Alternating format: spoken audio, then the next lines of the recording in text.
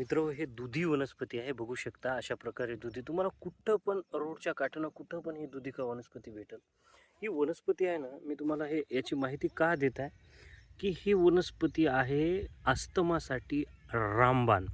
तुम्हाला जर दमा असेल जुनाट खोकला असू द्या हे इतकी म्हणजे इतकी आयुर्वेदामध्ये महत्त्वाची सांगितलेलं आहे. या वनस्पतीला मी उपटतो पहिली एक छोटंसं वनस्पती उपटतो. याचं मूळ असं आहे. याचे पानं बघा अशा प्रकारचे आहेत. त्याचे फुलं असे आहेत. थांब रे बेटा थांब जरासं. तर ही वनस्पती आहे की नाही तुम्हाला अस्थमा तुमचा मुळापासून कमी करू शकते. फक्त याचा 1 महिना वापर कसा करायचा मी सांगतो आणि सायंटिफिकली पण हे काम करते बरं. नुसतंच आयुर्वेदामध्ये सांगितलं म्हणून नाही म्हणत आहे.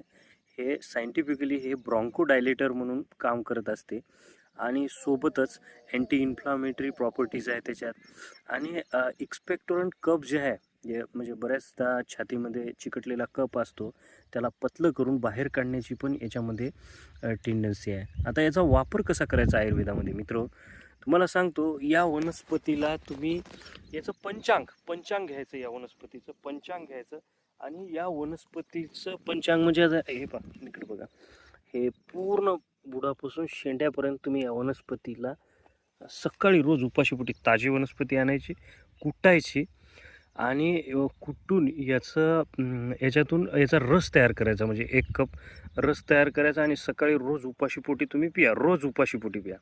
असं उपाशीपोटी जर तुम्ही रोज महिनाभर जर पिलं ना 100% तुमचा जे दमा आहे जुनाट खोकला असो किंवा ॲलर्जिटिक कफ होत असेल तुम्हाला कुठं गेले की डस्ट ॲलर्जी हे अशा प्रकारच्या सगळ्या आजारावर हे रामबाण वनस्पती आहे मित्र. तर हा व्हिडिओ जो आहे इथंच संपला. तुम्हाला कसा वाटला कॉमेंट करून नक्की कळवा आणि व्हिडिओ जर छान वाटला असेल तर व्हिडिओला लाईक आणि माझ्या चॅनलला फॉलो नक्की करा. Thank you so much for watching this video. नमस्कार.